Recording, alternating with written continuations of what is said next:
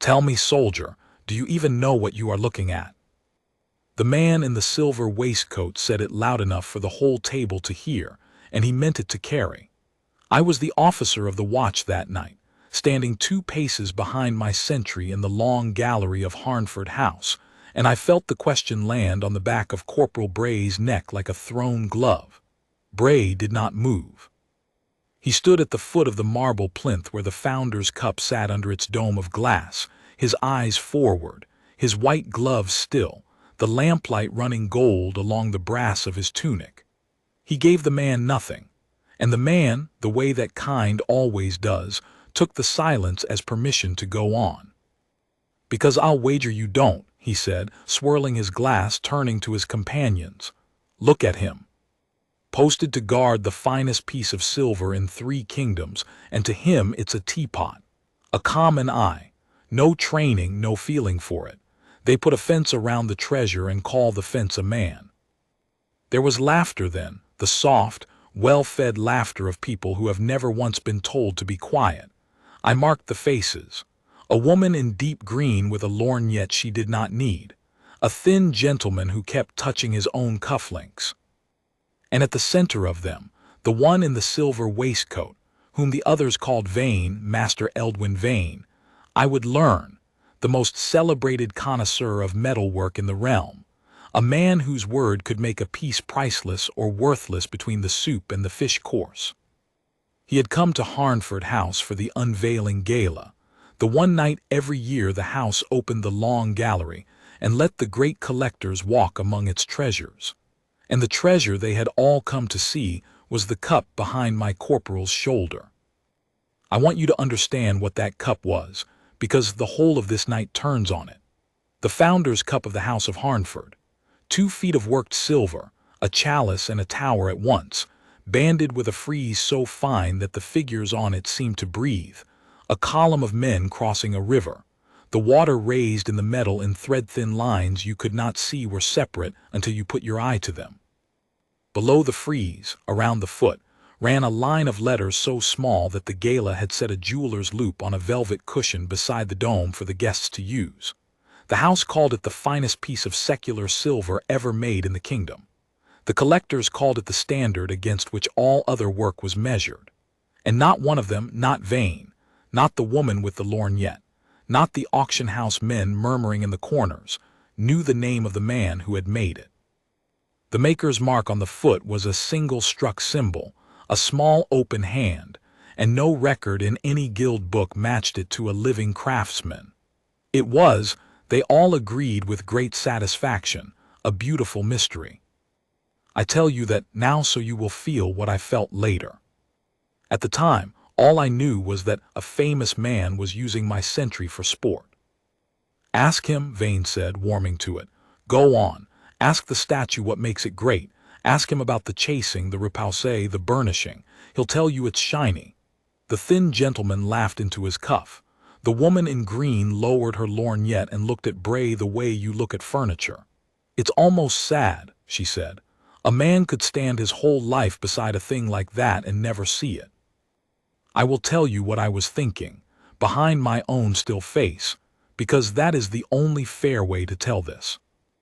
I was thinking that I had stood 3 campaigns with men whose names these people would never trouble to learn, and that I had buried 2 of them, and that I would have given the silver waistcoat and the lorgnette and the whole gleaming room for 1 more hour with either of those men. I was thinking that the laughter in that gallery was the cheapest sound I had heard in years. And I was thinking, most of all, that whatever I felt, my corporal would feel it sharper and would show it less, because that is the burden we carry. The worse the insult, the stiller we stand. So I held my own line, and I watched my man hold his. Bray was young for the post, 6 years in, a steady hand, the kind of soldier who polishes a thing twice when once would pass inspection. I knew his record the way an officer knows his men, where he was from, a market town out east called Pell's Ford, that he had no people left, that before the colors he had worked a trade he never spoke of. He had asked for the gallery post when it came open, which surprised the sergeant because the gallery is the dullest watch in the house. No weather, no crowd, just the long quiet and the glass dome and the cup. Bray had wanted it. I remembered that now, watching Vane circle him. He had wanted to stand by that cup. Here, Vane said suddenly, and there was an edge under the play now, the edge that comes when a clever man decides to be cruel for an audience. He stepped up onto the low dais, inside the velvet rope which no guest was meant to do, and he put his face close to my corporal's. "I'll teach you something, soldier. One thing so the night isn't wasted on you. That frieze the men crossing the water, do you know how it's made? It's raised from behind. Hammered out from the inside of the metal, 100,000 strokes, each one blind, each one by feel, because the man working it cannot see the front of what he's making while he makes it. That is the hardest thing in my entire art, and the man who made this one did it better than anyone who ever lived." He smiled. "You'll never understand a word of that, but now at least you've heard it said by someone who does." I took one step. "I am not proud of it. It was not protocol. An officer does not intervene in a guest's foolishness unless a hand is laid on the sentry or the post. But I had had enough, and I opened my mouth to ask Master Vane to step down from the dais. Bray spoke first. He did not turn his head. He did not raise his voice. He spoke the way we are trained to speak when we must speak at all on post, low, level, forward, to no one. But the gallery had gone quiet to hear the great man's lesson, and so every soul in it heard my corporal instead. "Repoussez from the reverse," Bray said. "Yes, sir. You raise the figures from behind into a bed of pitch, and you cannot see the face of the work while you raise it, so you learn to see it with your thumb. A pause, the smallest pause.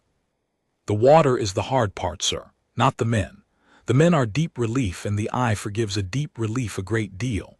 But the water lies almost flat, and it has to read as water at 6 inches and as water at 6 feet, and the only way is to take the chasing tool down to nothing and walk the line a thread at a time by feel in the dark behind the metal and trust that the front is doing what your thumb says it's doing." Another pause. "It took 11 months, sir. The water took 5 of them." The silence after that was a different kind of silence than the one before. Vane's smile did not fall all at once. It came apart slowly, the way a thing comes apart when the man wearing it is still trying to hold it together. "A clever guess," he said, but his voice had lost the room. "Anyone could read that off a placard." "There's no placard, sir," Bray said. "You wrote the catalog yourself. You wrote that the technique was unknown." And I stood there, 2 paces back, in the dead quiet of the long gallery, and felt the whole night turn under my feet like a deck in a swell. Because I had just heard my common, untrained corporal correct the most celebrated connoisseur in the realm on the making of the cup, and I had heard him do it not as a man who had read about it, but as a man who remembered it. Vane recovered the way powerful men recover, by going on the attack. He came down off the dais. I will give him that. My one step had done at least that much, but he came down talking. 11 months, he repeated, as if tasting it for poison. "You've a number, soldier, I'll grant you. A number you might have heard a docent recite, but a number is not knowledge. Tell me then, since you're suddenly an authority, what alloy?" He turned to his companions, gathering them back, and I watched the cruelty find its second wind. "Go on, the metal. Any man can say silver. What silver? What did the maker put in it and why? Answer that, and I'll buy you a drink and beg your pardon in front of all these good people. Fail," he spread his hands, "and we'll all agree the fence is a fence." It was a trap, and a clever one. The alloy of a master's silver is the kind of thing a maker guards and a buyer never learns. There was no docent's line to repeat. I saw the woman in green lean in, her lorgnette up again, eager now, scenting blood. I saw the auction house men drift closer from the corners, and I saw my corporal's jaw, the small muscle there, the only thing on him that moved. "You don't have to answer that," I said. I said it low to Bray, the way an officer covers a man. "It's not a question you owe." "I know it isn't, sir," Bray said. And then to Vane, still forward, still level, "Standard silver runs too soft for work this fine. The figures would slump under the chasing tool, the thin lines of the water would tear. So you harden it, a touch more copper than the assay would like, enough to take a crisp edge, and hold it not so much it loses the color. And one thing more. For the first time something came into his voice that was not flat. It was not pride, it was closer to grief. A little gold in the melt. Not for the color, for the working. Gold makes the metal flow truer under the hammer, kinder, more forgiving when you're raising a line you can't see. It costs you to put gold in a thing and never tell a soul it's there. He stopped. But you put it there anyway, because the cup will outlive you and you want it true all the way through, not just on the face. No one laughed now. Vane stood very still, and I, who am paid to read stillness, saw that his was not the stillness of a man who has won. It was the stillness of a man doing arithmetic he does not want the answer to.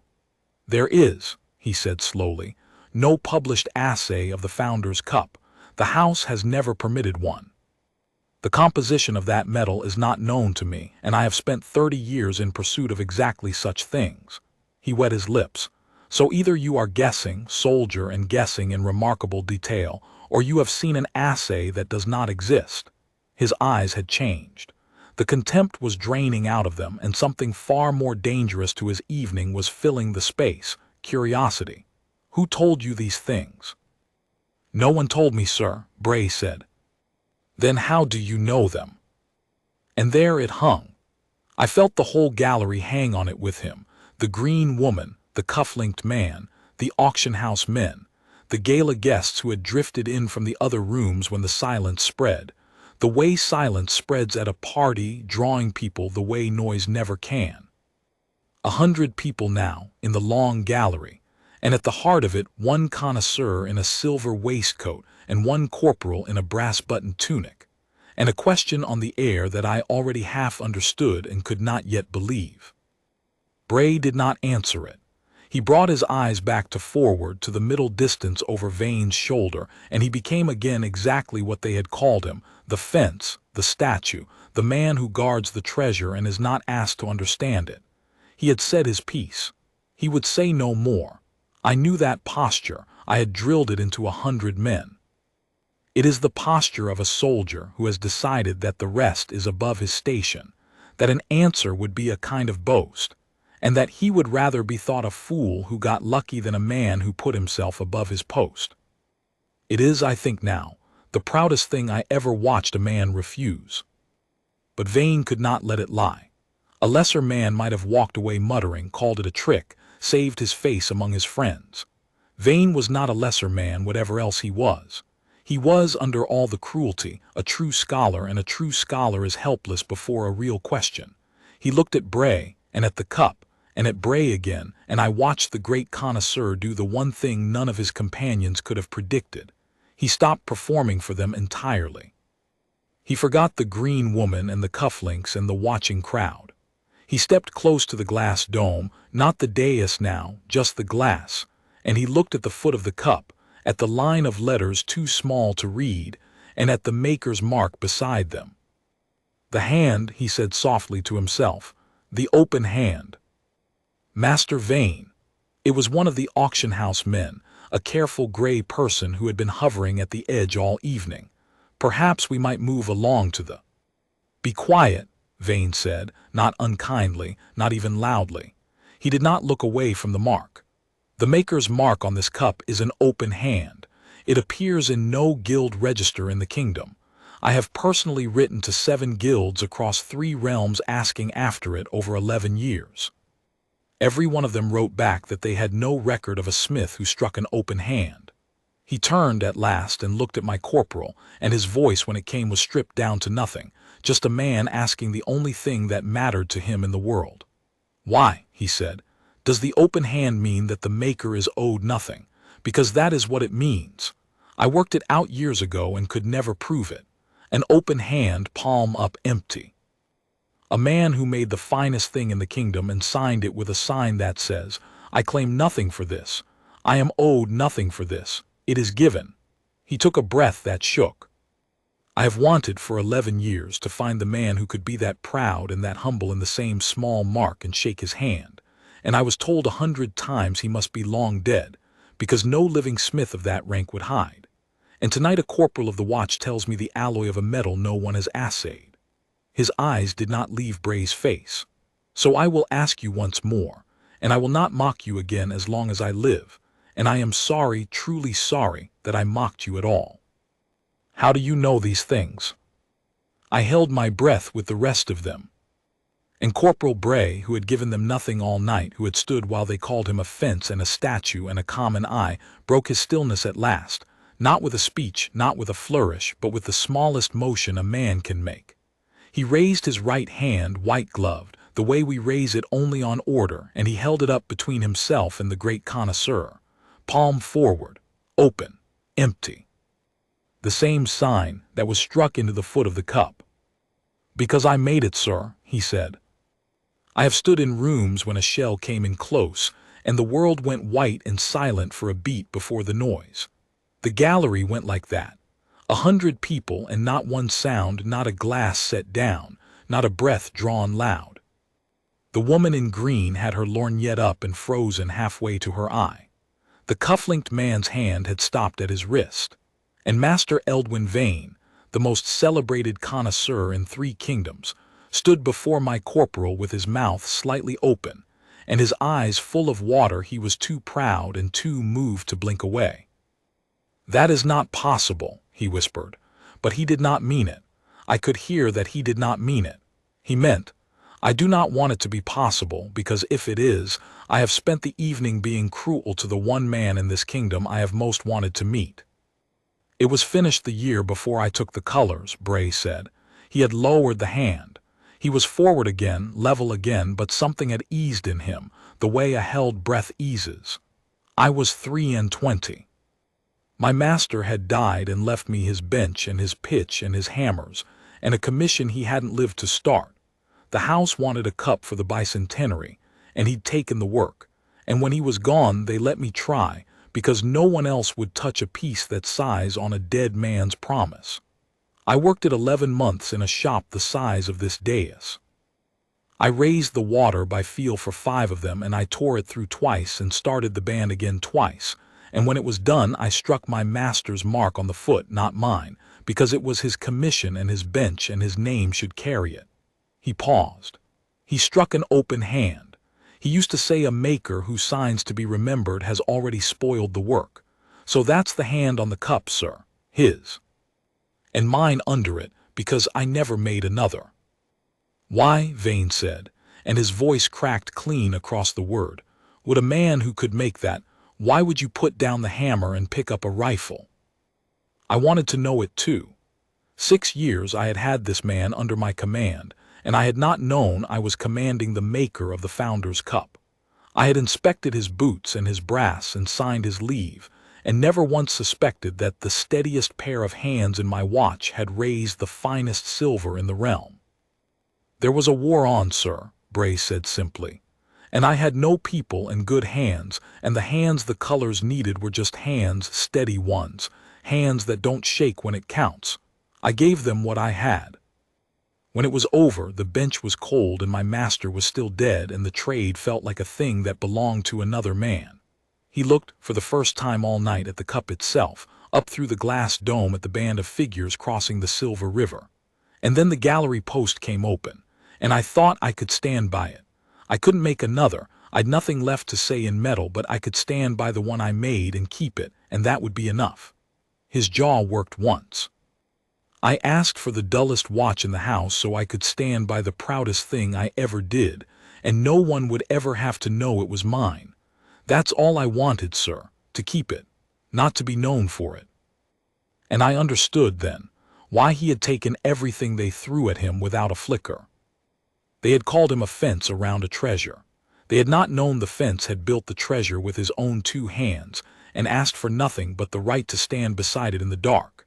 Every taunt about his common eye had fallen on the one man in the room who could have ended them with a sentence and chose, instead, to guard his own work in silence and let them think him a fool. That is not the absence of pride. That is pride burned down so clean it looks like humility. I have seen a great deal of courage in my years. I am not certain I have seen anything to match a man standing still under mockery, while the proof of his greatness sat a hand's breadth behind him, untouched, because to reach for it would have been a kind of vanity he had buried with his master.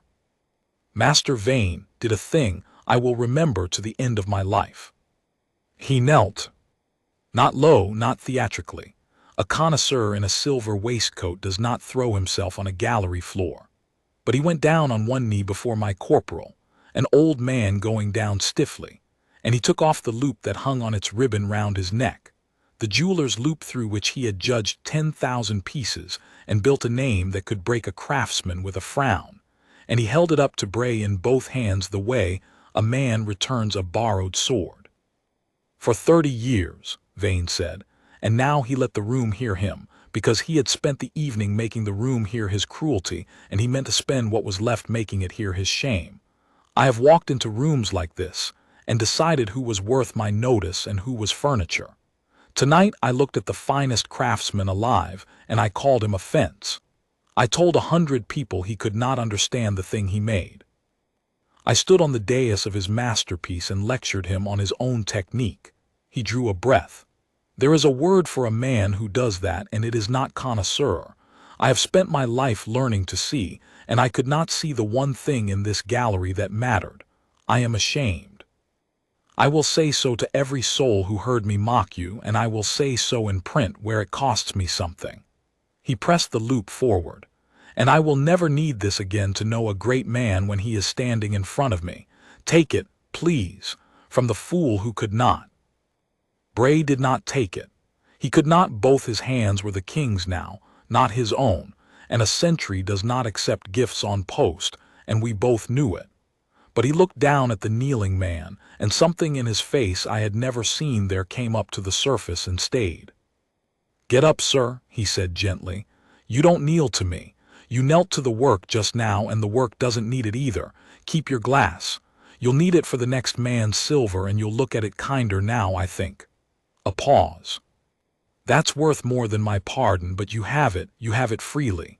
And then, because he was who he was, he added low, almost to himself, "An open hand, sir. I'm owed nothing. It was given." Vane got up. He stood there a moment, an old man with wet eyes and the loop still in his hands, and then he turned to face the gallery, and I watched the second reckoning of the night begin, the one I had not expected, the one I think Bray had not wanted at all. Because the room had heard. The 100 people, the green woman, the cuff-linked man, the auction-house men, the gala guests 3 rooms deep who had drifted in to watch the great Vane play with the statue. They had all heard the statue answer, and seen the open hand, and watched the most feared judge of craft in the realm go down on one knee. And now they did the thing crowds do when they have been on the wrong side of a moment. They tried, all at once, to be on the right side of it. The woman in green lowered her lorgnette and did not raise it again. The cuff-linked man, who had laughed into his sleeve, was looking at the cobbled floor as if he might find a hole in it. And a low sound began to move through the gallery. Not applause. It was nothing so coarse as applause, but a murmur, a turning, 100 people leaning toward my corporal and away from the version of themselves they had been 10 minutes before. Someone near the back began to clap once, twice, and stopped, because it was the wrong thing, because you do not applaud a sentry on post any more than you applaud a sunrise. But the impulse was there, and it filled the room, and it had nowhere to go. It had nowhere to go, because Bray would not receive it. He had gone back to forward. He stood at the foot of the plinth exactly as he had stood when the silver waistcoat first asked if he even knew what he was looking at, eyes ahead, gloves still, the cup at his shoulder. He had told them the truth because Vane had asked it honestly at the end, and he had given Vane his pardon, and now he was done, and the wall came back down. I have rarely been prouder to stand behind a man. The whole gala wanted to make him the center of the evening, to lift the maker of the Founder's Cup onto their shoulders and forgive themselves by celebrating him, and he denied them the comfort by the simplest means there is. He went back to work. The treasure needed guarding. He was guarding it. The rest was above his post. That was when the steward of Harnford House arrived. He came at a near run down the long gallery, a heavy chain of office bouncing on his chest, 3 of his people behind him, and on his face the particular alarm of a man who has been told that something extraordinary is happening at his most important event, and that he is the last to know. He had heard it second-hand and disbelieving, that the gallery sentry was claiming to be the maker of the cup, that Master Vane was on his knees, that the whole unveiling had stopped. He pulled up short at the velvet rope, took in the kneeling no longer connoisseur, the frozen crowd, my corporal at his post and me at his shoulder, and he did what stewards do. He looked for the senior soldier. "Officer of the watch," he said to me, low and fast. "What in the name of the house is happening here?" I told him, plainly, the way you make a report, that Master Vane had questioned the sentry's understanding of the cup, that the sentry had answered in detail no docent could supply, on the alloy and the raising of the figures and the 11 months of the work, that Master Vane himself had confirmed before 100 witnesses that no such detail was published or knowable, that the maker's mark on the cup was an open hand, struck by the sentry's late master, and that the sentry had served his apprenticeship under that master, completed the dead man's commission, and made the founder's cup with his own hands at the age of 23 before taking the colors. I gave it to the steward in a soldier's order, fact by fact, and I watched him go pale and then red and then very quiet. "That cup," the steward said, "is the most valued object this house possesses. We have searched for its maker for 2 centuries. We have a standing reward, unpaid since the bicentenary, for any verifiable identification of the smith who struck the open hand." He looked at Bray the way a man looks at a thing he has stepped over 1,000 times and only now sees. "And he has been standing the gallery watch, for us, for 6 years, guarding it." "Yes, sir," I said. "Did he never think to come forward? The reward alone." "The reward, sir," I said, "is exactly why he never came forward. You'll not find a man less interested in being owed something." He struck his master's mark on it instead of his own. He took the dullest post in the house so he could stand by it without being known. "I think, sir, if you offer him that reward, you will insult him more deeply than Master Vane managed all evening, and Master Vane gave it a genuine effort." The steward looked at me a long moment. He was not a foolish man. You do not run a house like Harnford by being foolish. And I saw him understand slowly that he was not dealing with a fortune hunter who had finally played his card, but with the opposite, a man who had spent 6 years declining to play it, who had asked for nothing, who had hidden the greatest claim in the kingdom inside a corporal's silence. And I saw, to his credit, the steward set down the reckoning he had been about to make and reach for a better one. He stepped to the velvet rope. He did not cross it. He addressed my corporal directly, and he pitched his voice for the gallery, because a thing done in front of 100 witnesses must be undone in front of them too. "Corporal," the steward said, "I will not embarrass you with offers you do not want, but I will ask you one question, and I ask it as the keeper of this house before everyone here. Is it your work? On your honor as a soldier of the watch, is the founder's cup yours?" It was the right question, and it was the only one that could have moved Bray, because it was put to his honor and not to his purse. He could decline a reward. He could not, asked on his honor before witnesses, lie. "On my honor, sir," Bray said, "I raised every line of it. The water took me 5 months. I struck my master's mark because the commission was his, but the hands were mine." He paused, and for the first time the whole gallery saw the cost of the night cross his face just for a moment before he put it away. "I never meant for it to come out, sir. I only wanted to keep it." "Then keep it you shall," the steward said. I did not understand him at first, and neither, I think, did Bray. But the steward had found, in the space of 2 minutes, the one gift the maker of the founder's cup would not refuse, and he gave it. "The gallery watch is the post you asked for," the steward said. "I am told you asked for the dullest watch in the house, and now I know why, and I will not take it from you. But it is no longer the dullest watch in the house. As of tonight, the keeping of the founder's cup is the post of honor of this entire household, and it is yours for as long as you wish to stand it, not assigned, not rotated, yours. The man who made it shall be the man who guards it. That is the whole of the reward, Corporal, and I think it is the only one you'll take." He inclined his head, a thing a steward of Harnford House does not do lightly. "We searched 2 centuries for the maker of the cup. It turns out he never left it. He has been standing in this gallery in our own livery, asking nothing, keeping faith with a dead man's mark for 6 years. I am ashamed it took a cruelty to find him. I am grateful beyond saying that we have." And then, turning to the gallery to the 100 who had laughed, "You came tonight to see the finest piece of silver in 3 kingdoms. You have seen something finer. Go home and tell them what it was." That broke the dam, and this time Bray could not stop it, because it was not aimed at him to receive but at the cup, and at the idea of him, and a man cannot deflect what is given to an idea. The gallery did not applaud. Even then they had the sense not to applaud a soldier on post, but 100 people bowed their heads, the way you do at a thing larger than yourself, the green woman and the cuff-linked man among them, and the long room that had rung with cheap laughter an hour before went quiet with the better silence, the one that honors. Master Vane kept his word, every part of it. He wrote the retraction within the week, not a small notice tucked away, but a full and public unburdening, in the journal where his praise had made fortunes and his contempt had ended them. He named no soldier and gave no rank, because Bray asked that of him through me, and Vane honored it to the letter. The man's name and post stayed the house's quiet keeping.